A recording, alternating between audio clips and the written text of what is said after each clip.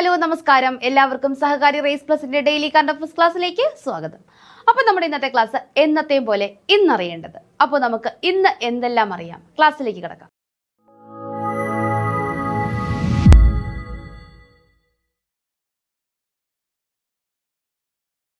മൊണാലിസയുടെ കൊട്ടാരം പൂട്ടുമോ? അപ്പോൾ നമ്മുടെ മൊണാലിസയുടെ കൊട്ടാരം, ഇത് കേൾക്കുമ്പോൾ നമുക്ക് തോന്നും മൊണാലിസ ഒരു രാജകുമാരിയാണ്, അവരുടെ കൊട്ടാരമാണ്. അല്ല, ഇത് നമ്മുടെ ലിയനാർഡോ ഡാവിഞ്ചിയുടെ മൊണാലിസയെ പറ്റിയാണ് പറയുന്നത്.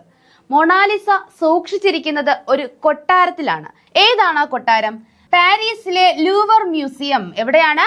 പാരീസിലെ ലൂവർ മ്യൂസിയത്തിലാണ് എന്ത് സൂക്ഷിച്ചിരിക്കുന്നത്? നമ്മുടെ മൊണാലിസ. എന്താണ്? മൊണാലിസ സൂക്ഷിച്ചിരിക്കുന്നത്. അപ്പോൾ ഈ മൊണാലിസ അതിന്റെ ഒറിജിനൽ പതിപ്പാണ് പാരീസിൽ സൂക്ഷിച്ചിരിക്കുന്നത്. അപ്പോൾ ഇത് കാണുവാനായിട്ട് ഒത്തിരി സഞ്ചാരികളൊക്കെ പാരീസിൽ എത്താറുണ്ട്. അപ്പോൾ ഈ കൊട്ടാരം പൂട്ടുന്നു എന്നാണ് പറയുന്നത്. ഇനി തുറക്കില്ല എന്നുള്ള ഒരു വാർത്തയൊക്കെ പരന്നിരിക്കുകയാണ്. അപ്പോൾ നമുക്കിവിടെ വേണ്ട പോയിന്റ്, ലിയനാർഡോ ഡാവിഞ്ചിയുടെ മൊണാലിസ സൂക്ഷിച്ചിരിക്കുന്നത് എവിടെയാണ്? പല പരീക്ഷകളിലും ചോദിച്ചിട്ടുള്ള ഒരു ചോദ്യമാണിത്. എവിടെയാണ് സൂക്ഷിച്ചിരിക്കുന്നത്? എവിടെയാണ്?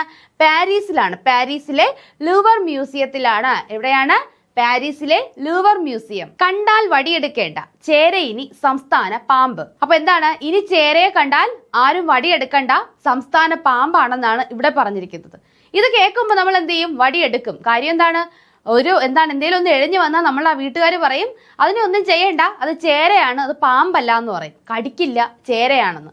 ഇവിടെ എന്താ പറയുന്നേ? പാമ്പ് ഇനത്തിൽപ്പെട്ടൊരു ജീവിയാണ് എന്ത്? ചേര.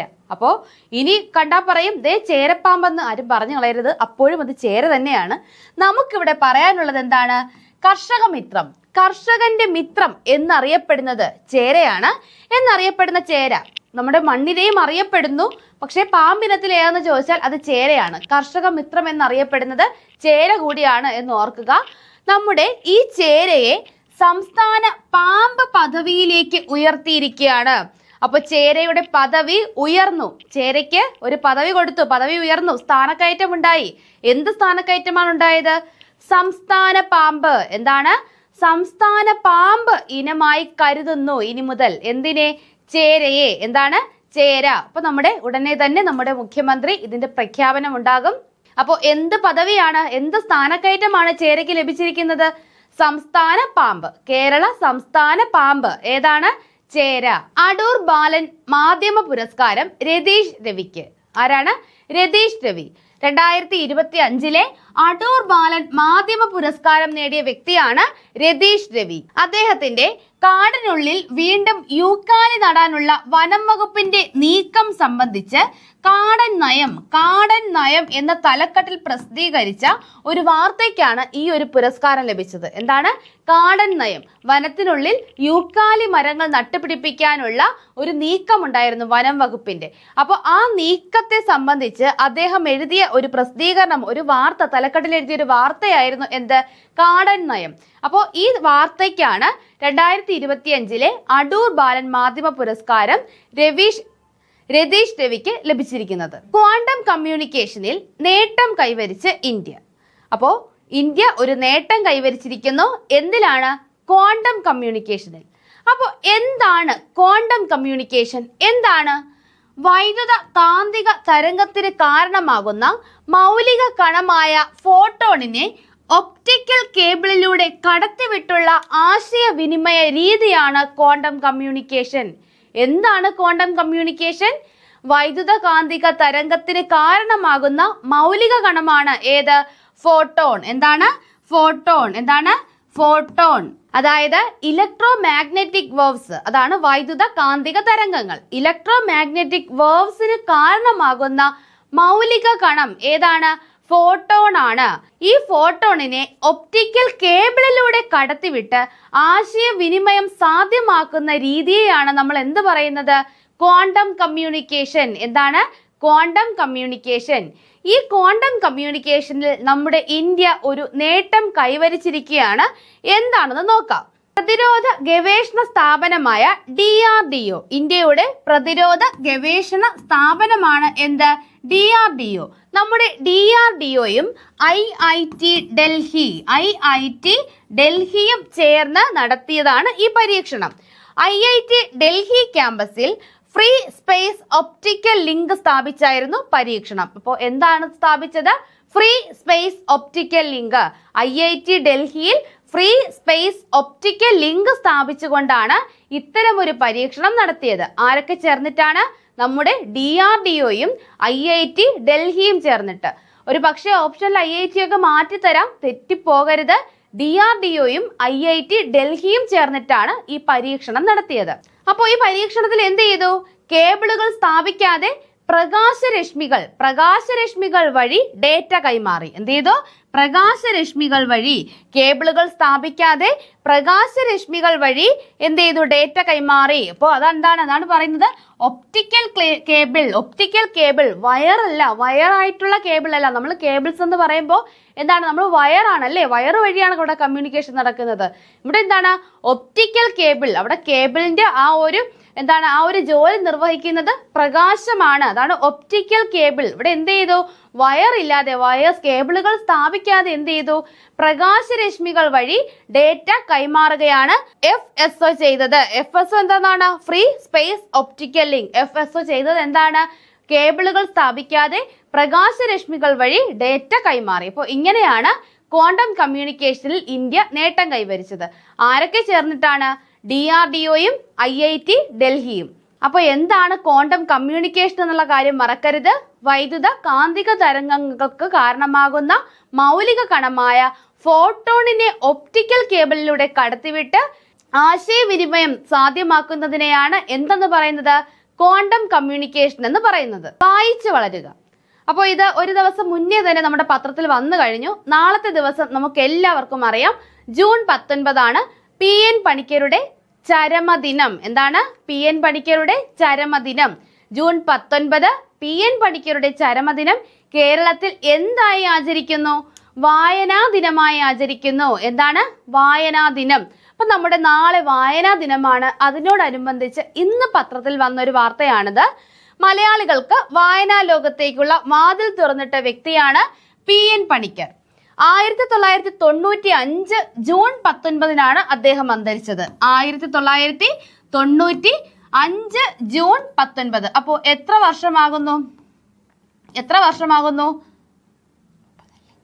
30 വർഷം അല്ലേ? 30 വർഷമാകുന്നു. 1995 ജൂൺ 19 അദ്ദേഹം അന്തരിച്ചത്. പണിക്കരുടെ ചരമദിനം 1996 മുതൽ. അപ്പോൾ പിറ്റേ വർഷം മുതൽ ചരമദിനം 1996 മുതലാണ് വായനാ ദിനമായി ആചരിക്കാൻ തുടങ്ങിയത്. അപ്പോൾ 1995 ജൂൺ 19 PN പണിക്കർ അന്തരിക്കുന്നു. അദ്ദേഹത്തിന്റെ ചരമദിനം 1996 മുതൽ എന്തായി ആചരിക്കുന്നു? വായനാ ദിനമായി ആചരിക്കുന്നു. അപ്പോൾ അദ്ദേഹം മരണപ്പെട്ടിട്ട് 30 വർഷങ്ങളാകുന്നു. എന്നാൽ വായനാ ദിനം ആചരിക്കാൻ തുടങ്ങിയിട്ട് എത്ര വർഷമേ ആകുന്നുള്ളൂ? 29 വർഷം. പിറ്റേ വർഷം മുതൽക്കാണ് ആചരിച്ചു തുടങ്ങിയത്. അപ്പോൾ 29ാമത്തെ വായനാ ദിനമാണ് നമ്മൾ ഈ ആഘോഷിക്കാൻ പോകുന്നത്. PN പണിക്കരുടെ ചില പ്രത്യേകതകൾ നമുക്കൊന്ന് നോക്കാം. കേരള ഗ്രന്ഥശാല പ്രസ്ഥാനത്തിന് തുടക്കം കുറിച്ച വ്യക്തിയാണ് PN പണിക്കർ. എന്താണ്? കേരള ഗ്രന്ഥശാല പ്രസ്ഥാനം 1909 മാർച്ച് 1 ആലപ്പുഴ ജില്ലയിൽ ഗോവിന്ദൻ പിള്ളയുടെയും ജാനകി അമ്മയുടെയും മകനായിട്ടായിരുന്നു ജനനം. 1926 അദ്ദേഹം തന്റെ ജന്മനാട്ടിൽ സനാതനധർമ്മം എന്ന വായനശാല സ്ഥാപിച്ചു. എന്താണ്? സനാതനധർമ്മം. എന്താണ്? സനാതനധർമ്മം എന്ന ഗ്രന്ഥശാല സ്ഥാപിച്ചു. എന്നാണ്? 1926 ജൂൺ 19 മുതൽ ജൂൺ 25 വരെയുള്ള ഒരാഴ്ച കേരളത്തിൽ വിദ്യാഭ്യാസ വകുപ്പ് വായനാ വാരമായി ആചരിക്കുന്നു. 2017 മുതൽ ജൂൺ 19 ഇന്ത്യയിൽ ദേശീയ വായനാ ദിനമാണ്. അപ്പൊ പ്രത്യേകം ഓർത്തിരിക്കുക, 2017 മുതൽ ഇന്ത്യയിൽ തന്നെ ദേശീയ വായനാ ദിനമായി ജൂൺ 19 ആചരിക്കുന്നു. 1996 മുതലാണ് കേരളത്തിൽ ജൂൺ 19 വായനാ ദിനമായി ആചരിച്ചു തുടങ്ങിയത് 2017 മുതൽ. എന്ന് മുതലാണ്? 2017 മുതൽ ഇന്ത്യയിൽ ദേശീയ വായനാ ദിനമായി ജൂൺ 19 ആചരിക്കുന്നു. PN പണിക്കർ അധ്യാപകനായി പ്രവർത്തിച്ചിരുന്ന Ambalappuzha government LP school PN Panicker സ്മാരക ഗവൺമെന്റ് LP സ്കൂളായി 2014 വിദ്യാഭ്യാസ വകുപ്പ് പുനർനാമകരണം ചെയ്തു. അപ്പോ അദ്ദേഹം PN പണിക്കർ അധ്യാപകനായി പ്രവർത്തിച്ചിരുന്ന സ്കൂളാണ് ഏത്?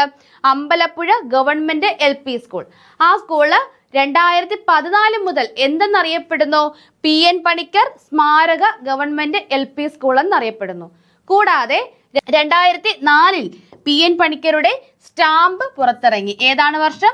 2004. 2004 PN പണിക്കരുടെ സ്മരണാർത്ഥം ഇന്ത്യൻ തപാൽ വകുപ്പ് സ്റ്റാമ്പ് പുറത്തിറക്കുന്നത്. ക്ലിയർ അല്ലേ? അപ്പോ 1926 സനാതന ധർമ്മം എന്ന ഗ്രന്ഥശാല. സനാതന ധർമ്മം എന്താണ്? ഒരു ഗ്രന്ഥശാലയാണ്, ഒരു ലൈബ്രറിയാണ്. എന്ത്? സനാതന ധർമ്മം. ഇതൊരു എന്താണ്? കമ്മ്യൂണിറ്റിയോ സൊസൈറ്റിയോ ഒന്നുമല്ല. ഇതെന്താണ്? ഒരു ഗ്രന്ഥശാല, അതൊരു വായനശാലയാണ്. സനാതന ധർമ്മം ഒരു വായനശാല, ഒരു ലൈബ്രറിയാണ്. 1995 ജൂൺ 19 PN പണിക്കർ അന്തരിക്കുന്നത്. 1996 മുതൽ നമ്മൾ എന്ത് ആചരിക്കുന്നു? ജൂൺ 19 വായനാ ദിനമായി ആചരിക്കുന്നു. 2017 മുതൽ ഇന്ത്യ ഗവൺമെന്റ് ദേശീയ വായനാ ദിനമായി ജൂൺ 19 ആചരിക്കുന്നു.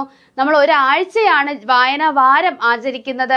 അപ്പൊ ഇത്രയുമാണ് നമുക്ക് വായനാ ദിനത്തെ പറ്റി പറയാനുള്ളത്. നോക്കിയാൽ നമ്മൾ കഴിഞ്ഞ ക്ലാസ്സിലും പറഞ്ഞതാണ്. എന്നിരുന്നാലും നമുക്ക് എന്താണ് പിന്നെയും പറഞ്ഞാലും നമ്മുടെ മൈൻഡിൽ ഉറപ്പിച്ചു വെക്കണം. ഇനി ഈ ഒരു ക്വസ്റ്റ്യൻ കണ്ടു കഴിഞ്ഞാൽ രണ്ടാമതൊരു ആലോചന ഇല്ലാതെ നമുക്ക് ഉത്തരത്തിലേക്ക് എത്താൻ കഴിയണം. വിരമിക്കൽ പ്രഖ്യാപിച്ച ഏഞ്ചലോ മാത്യൂസിന് ഗാർഡ് ഓഫ് ഓണർ നൽകുന്നു. ഏഞ്ചലോ മാത്യൂസ് ഏത് രാജ്യത്തിന്റെ കളിക്കാരനാണ്? ഏതാണ്? എല്ലാരും പറഞ്ഞേ, ഏതാണ്? ശ്രീലങ്ക അല്ലേ? കഴിഞ്ഞ ദിവസം നമ്മൾ പല ക്ലാസ്സുകളിലായിട്ട് പറഞ്ഞതാണ്. അടുത്തിടെ വിരമിക്കൽ പ്രഖ്യാപിച്ച ശ്രീലങ്കയുടെ താരമാണ് ആര്? ഏഞ്ചലോ മാത്യൂസ്. അപ്പോ ഏഞ്ചലോ മാത്യൂസിന് ഗാർഡ് ഓഫ് ഓണർ നൽകി ആദരിക്കുന്ന ശ്രീലങ്കൻ ടീമിന്റെ ചിത്രമാണ് ഈ കൊടുത്തിരിക്കുന്നത്. അപ്പോ ഏഞ്ചലോ മാത്യൂസ് ശ്രീലങ്ക. കളിച്ച് മാളവിക ഇന്ത്യൻ ടീമിൽ. അപ്പോ ഇന്ത്യൻ ഫുട്ബോൾ ടീമിൽ അംഗമായിരിക്കുകയാണ് മലയാളിയായ P മാളവിക.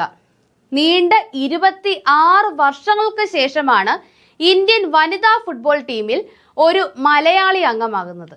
എന്താണ്? നീണ്ട 26 വർഷങ്ങൾക്ക് ശേഷം ഇന്ത്യൻ ഫുട്ബോൾ ടീമിൽ ഒരു മലയാളി വനിത അംഗമാകുന്നു. ആരാണ്? P മാളവിക. ആരാണ്? P മാളവിക. ഇത് ഏഷ്യ കപ്പ് യോഗ്യതാ റൗണ്ടിനുള്ള മത്സരത്തിലാണ് മാളവിക ഇന്ത്യൻ ടീമിൽ ഇടം നേടിയിരിക്കുന്നത്. അപ്പൊ മറന്നു പോകരുത്, ഇന്ത്യൻ ഫുട്ബോൾ ടീമിൽ, ഇന്ത്യൻ വനിതാ ഫുട്ബോൾ ടീമിൽ ഇടം നേടിയ നീണ്ട 26 വർഷങ്ങൾക്ക് ശേഷം ഇന്ത്യൻ വനിതാ ഫുട്ബോൾ ടീമിൽ ഇടം നേടിയ മലയാളിയാണ് ആര്? P മാളവിക. പേച്ചിപ്പാറ അണ തുറന്നു, തൃപ്പരപ്പിൽ കുളിക്കാൻ വിലക്ക്. അപ്പൊ തൃപ്പരപ്പ് വെള്ളച്ചാട്ടം ഏതാണ്? തൃപ്പരപ്പ് വെള്ളച്ചാട്ടം. പെട്ടെന്ന് പേര് കേൾക്കുമ്പോൾ നമുക്ക് എന്ത് തോന്നും? കേരളത്തിലാണ് അല്ലെ? തൃപ്പരപ്പ്, നമ്മുടെ തൃശ്ശൂര്, തെക്കേട്ട എന്നൊക്കെ പറയുന്നത് പോലെ ഒരു പേരല്ലേ? ഇങ്ങനെ ഒരു പേര് വേറൊരു ഭാഷയിലും ഇല്ല. തൃപ്പരപ്പ് വെള്ളച്ചാട്ടം. തൃപ്പരപ്പ് എവിടെയാണ് തൃപ്പരപ്പ് വെള്ളച്ചാട്ടം? നമുക്ക് ആദ്യത്തെ ഓപ്ഷൻ കേരളം. യെസ്, കേരളം. നമുക്ക് 1 മാർക്ക് ലഭിച്ചിരിക്കുന്നു. നമ്മൾ ബബിൾ ചെയ്യുന്നു, തെറ്റുന്നു. തൃപ്പരപ്പ് വെള്ളച്ചാട്ടം തമിഴ്നാട്ടിലാണ്. തമിഴ്നാട്ടിലെ കന്യാകുമാരി ജില്ല, അതായത് നമ്മുടെ കേരളത്തോട് ചേർന്ന് കാണപ്പെടുന്ന തമിഴ്നാട്ടിലെ വെള്ളച്ചാട്ടമാണ് തൃപ്പരപ്പ് വെള്ളച്ചാട്ടം. അപ്പൊ ആ പേര്, തമിഴ്നാട്ടിലെ ഒരു വെള്ളച്ചാട്ടത്തിന് ഒരു മലയാളി പേര് എങ്ങനെ വന്നു എന്നിപ്പോ മനസ്സിലായല്ലോ. തൃപ്പരപ്പ്. തൃപ്പരപ്പ് വെള്ളച്ചാട്ടം എവിടെയാണ്? തമിഴ്നാട്ടിലാണ് തൃപ്പരപ്പ് വെള്ളച്ചാട്ടം. പേച്ചിപ്പാറ അണക്കെട്ടും എവിടെയാണ്? തമിഴ്നാട്ടിലാണ് സ്ഥിതി ചെയ്യുന്നത്. തൃപ്പരപ്പ് വെള്ളച്ചാട്ടവും എവിടെയാണ്? തമിഴ്നാട്ടിലാണ്. വീണ്ടും സ്മൃതി മന്ദാന. ആരാണ് സ്മൃതി മന്ദാന? ഇന്ത്യൻ വനിതാ ക്രിക്കറ്റ് ടീമിന്റെ വൈസ് ക്യാപ്റ്റൻ ആണ് ആര്? സ്മൃതി മന്ദാന. ക്യാപ്റ്റൻ ആരാണ്? ക്യാപ്റ്റൻ നമുക്കറിയാം, ഹർമൻപ്രീത് കൗർ ആണ് ക്യാപ്റ്റൻ. വൈസ് ക്യാപ്റ്റൻ ആണ് ആര്? സ്മൃതി മന്ദാന. അതായത് കുറച്ച് വർഷങ്ങൾക്ക് മുന്നേ നമ്മൾ സ്മൃതി മന്ദാനയുടെ പേര് ഒരിടത്ത് പറഞ്ഞു കേൾക്കും. എന്താണ്? ഏറ്റവും മികച്ച ബാറ്റർ അല്ലെ? ഏറ്റവും മികച്ച ബാറ്റർ, വനിതാ ബാറ്റർ എന്ന നിലയിൽ സ്മൃതി മന്ദാനയുടെ പേര് പറഞ്ഞു കേൾക്കാറുണ്ട്. പക്ഷെ അടുത്തിടെയായി ആ പേര് അവിടെ ഇല്ലായിരുന്നു. അപ്പോൾ വീണ്ടും ആ സ്ഥാനത്തേക്ക് സ്മൃതി മന്ദാന പ്രത്യക്ഷപ്പെട്ടിരിക്കുകയാണ്. വനിതാ ഏകദിന ക്രിക്കറ്റിൽ ബാറ്റർമാരുടെ റാങ്കിങ്ങിൽ 1-ാം സ്ഥാനം തിരിച്ചുപിടിച്ച് ഇന്ത്യയുടെ വൈസ് ക്യാപ്റ്റൻ സ്മൃതി മന്ദാന.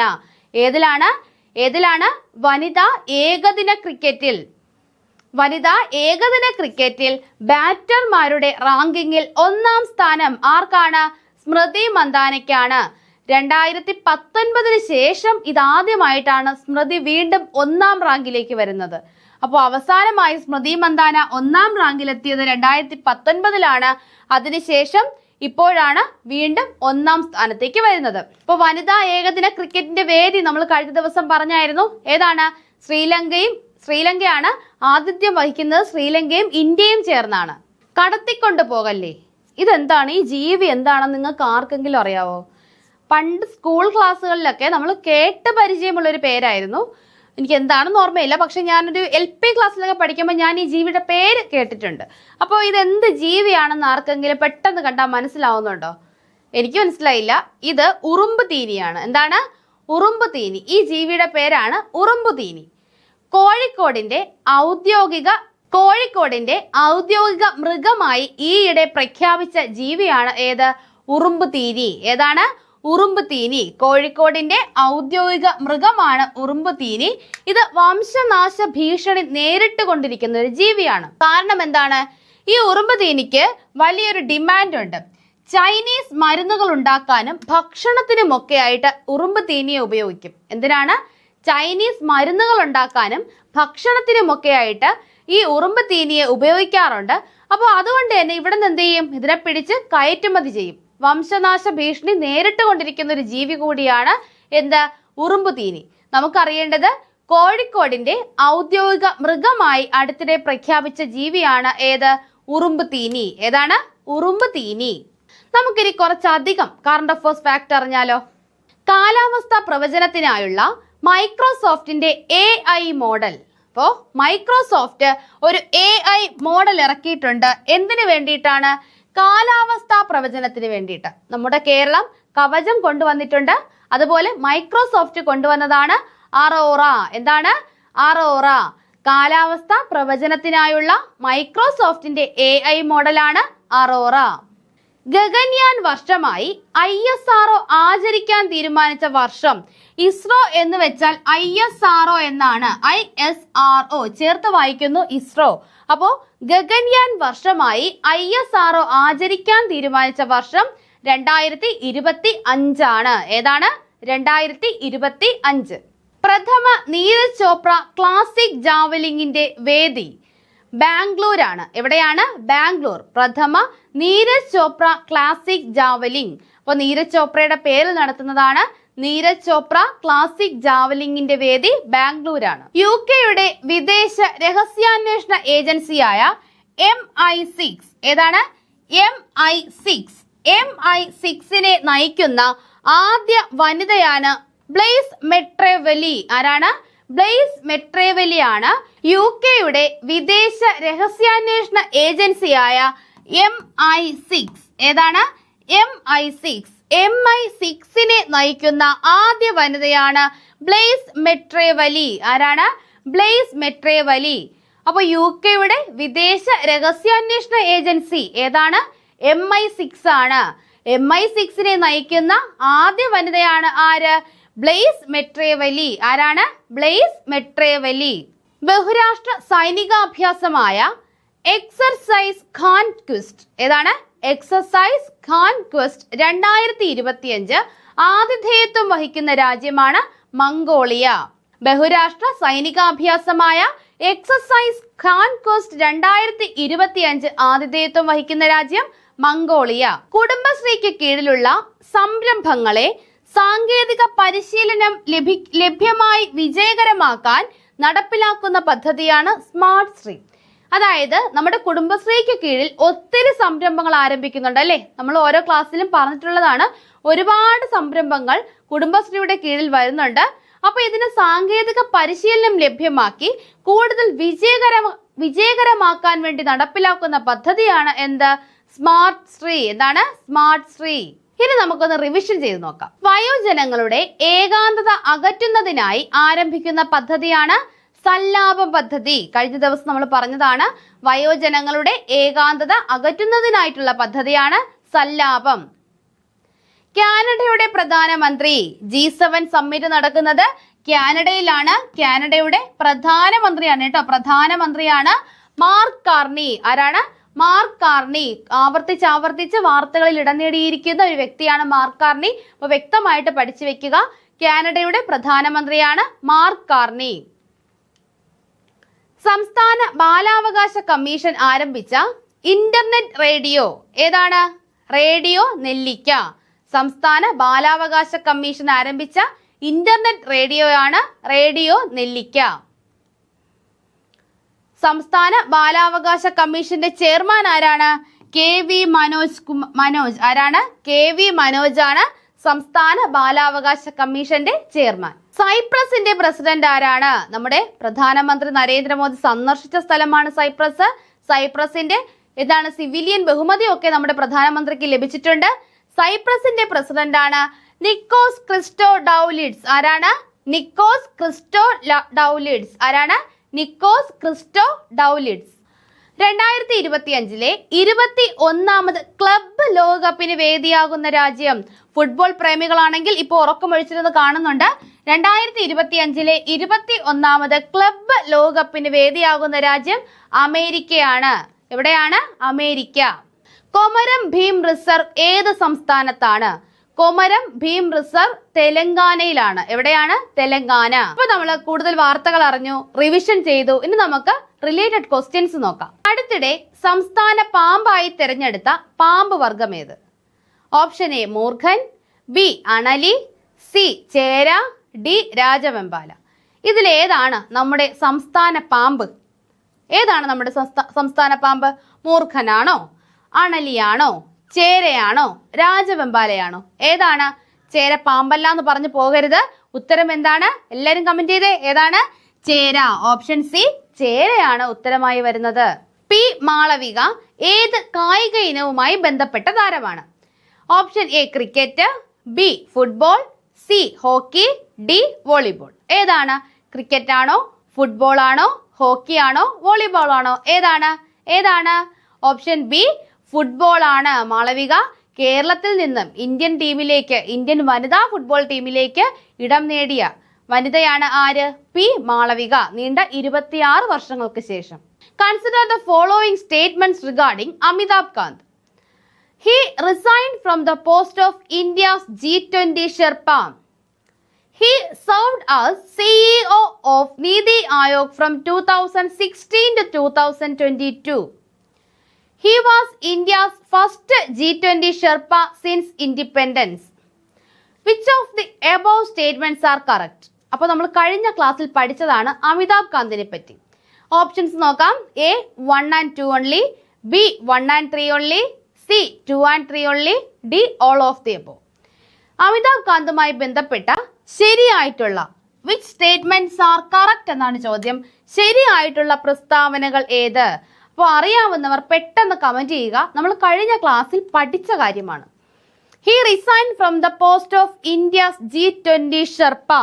ഇന്ത്യയുടെ G20 ഷെർപ്പ സ്ഥാനത്ത് നിന്നും അദ്ദേഹം രാജിവെച്ചു. എന്താണ്? റിസൈൻ ചെയ്തു. അത് തന്നെ നമ്മൾ ഓർത്തിരിക്കണം. അതായിരുന്നു കഴിഞ്ഞ ദിവസത്തെ ന്യൂസ്. ഒന്നാമത്തെ സ്റ്റേറ്റ്മെന്റ് ശരിയാണ്. He resigned from the post of India's G20 Sherpa. He served as CEO of Niti Aayog from 2016 to 2022. ശരിയാണോ? 2016 മുതൽ 2022 വരെ അദ്ദേഹം നീതി ആയോഗിന്റെ CEO ആയിരുന്നു. മൂന്നാമത്തെ statement he was India's first G20 sherpa since independence.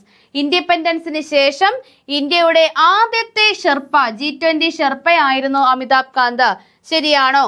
രണ്ടാമത്തെ സ്റ്റേറ്റ്മെന്റ് 2016 മുതൽ 2022 വരെ CEO ആയിരുന്നു എന്തിന്റെ? നീതി ആയോഗിന്റെ. ശരിയാണോ തെറ്റാണോ? ശരിയാണ്. നമ്മൾ പറഞ്ഞതാണ് 2016 മുതൽ 22 വരെ അദ്ദേഹം നീതി ആയോഗിന്റെ രണ്ടാമത്തെ CEO ആയിരുന്നു.